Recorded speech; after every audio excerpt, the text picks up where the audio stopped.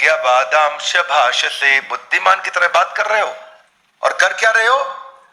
अशोच अशोचयानन्वशोचश्च, जिस चीज पे परेशान नहीं होना चाहिए उस पे। Don't pick up every battle that comes on your way. हर लड़ाई को लड़ने की जरूरत ही नहीं है भैया, हर एक लड़ाई नहीं लड़ी जाती है। एक बार एक चीते का और गधे का बहस हो गया आपस में। चीता उसको बोला हाँ ये हरी घास है, वो बोला नहीं नीली घास है। गधा लगा बहस करने, नीली घास है, चीता कह रहा है हरी घास है। बहस बढ़ गई।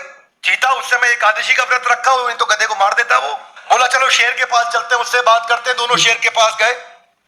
जंगल का राजा शेर बैठा अपने सिंहासन पे, सारे उसके मिनिस्टर साइड में। चीता आया, बोला महाराज देखो एक गधे को कैसी बात कर रहा है, कह रहा है घास नीली है। बोला तुमने क्या जवाब दिया? बोला मैंने कहा घास हरी है। गधा मानता नहीं मेरी बात, तभी तो गधा है। गधा कह रहा है नहीं महाराज घास नीली है। आप ही उत्तर दीजिए महाराज क्या सही उत्तर है? तो शेर ने बोला घास नीली है। गधा बिल्कुल ठीक बोल रहा है, चीते को जेल में डाल दो, 1 महीने के मौन व्रत पर डाल दो। उसने बोला क्यों? बोला जो गधे से बहस करता है उससे बड़ा गधा कौन है?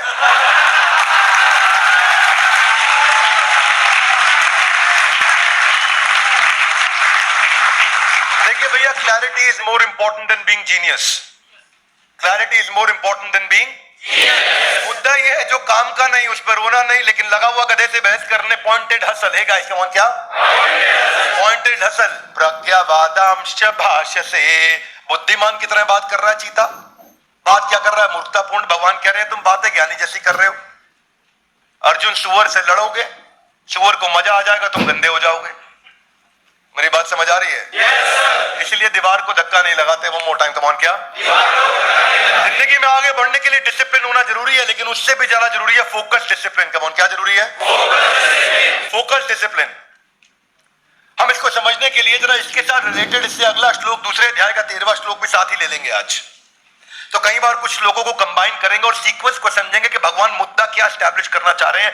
दूसरा अध्याय समझ में आ गया ना, बिल्कुल बिलीफ चेंजिंग अध्याय है, गेम चेंजिंग अध्याय है दूसरा भगवद गीता के। ये सारे एपिसोड हर व्यक्ति को देखने चाहिए। Would you agree with me? Yes no? सारे एपिसोड देखने चाहिए। मेरे पीछे श्लोक बोलिए, देहिनोऽस्मिन् यथा देहे कौमारं यौवनं जरा तथा देहांतरा प्राप्ति धीरस्तत्र न मुह्यते। एक व्यक्ति है धीरस्तत्र, जो धीर व्यक्ति है वो मोहित नहीं होता। मोहित या मतलब बिविल्डर्ड, इल्यूजन्ड। और कौन है वो धीर व्यक्ति? जो देख रहा है उसके आसपास परिवर्तन हो रहे हैं, but he doesn't get disturbed with every परिवर्तन which is happening around you। किसी ने तारीफ करी तो खुश, नहीं तारीफ करी तो दुखी, बुराई करी तो बहुत दुखी। किसी ने मेरे खिलाफ वीडियो बना दिया, मैं अपसेट हो गया। किसी ने मेरी तारीफ में वीडियो बना दिया, मैं खुश हो गया। धीरस्तत्र न मुह्यते। धीर व्यक्ति मोहित नहीं होता इन चीजों से। क्या मेरी बात समझ आ रही है? Loudly yes no? क्या एग्जाम्पल दिया भगवान ने? शरीर का एग्जाम्पल दिया। देहिनोऽस्मिन् यथा देहे कौमारम, कुमार अवस्था छोटा बच्चा, यौवनम यौवन अवस्था, जरा बूढ़ा हो गया। शरीर कैसे बदलता चला जाता है। तथा देहांतरा प्राप्तिर, उसके बाद देहांतर, अगला देह मिल जाता है, वो नई देह को प्राप्त कर जाता है। परंतु ये सारे के सारे साइकिल में सब कुछ बदलते हुए देख करके भी धीरस्तत्र न मुह्यति, जो धीर व्यक्ति वो डिस्टर्ब नहीं होता। कम ऑन, क्या नहीं होता? मोहित नहीं होता, डिस्टर्ब नहीं होता। इसीलिए जो मुद्दा मेरे सर्कल ऑफ इन्फ्लुएंस में है ही नहीं, जो मुद्दा मेरे सर्कल ऑफ कंसर्न में, मैं उसमें मोहित नहीं होता। किसी ने मुझसे पूछा था एक बारी कि क्रिप्टो करेंसी के बारे में आपका क्या विचार? मैंने बोला जो मेरे कंट्रोल के अंदर नहीं उसमें मैं पैसा लगाता ही नहीं। क्या मेरी बात समझ आ रही है? जो धंधा मेरे कंट्रोल में नहीं है, जिसको मैं रेगुलेट नहीं कर सकता, जो मेरे हाथ में नहीं है, जिसमें मैं परिवर्तन नहीं ला सकता, उस पर काम क्यों करूंगा? क्या मेरी बात समझ आ रही है? कई लोग मुझसे नाराज हुए, उन्होंने लगाया पैसा, गेम ओवर, और तुम कमा भी लेते तो भी मुझे कोई एक्साइटमेंट नहीं है।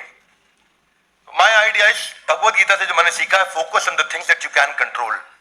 कम on, focus on the things that you can control. जिस चीज को आप कंट्रोल नहीं कर सकते उस पर दिमाग नहीं लगाना, क्योंकि वो फिर आपको दुखी करेगा, कभी खुश करेगा। तो जो काम का नहीं उस पर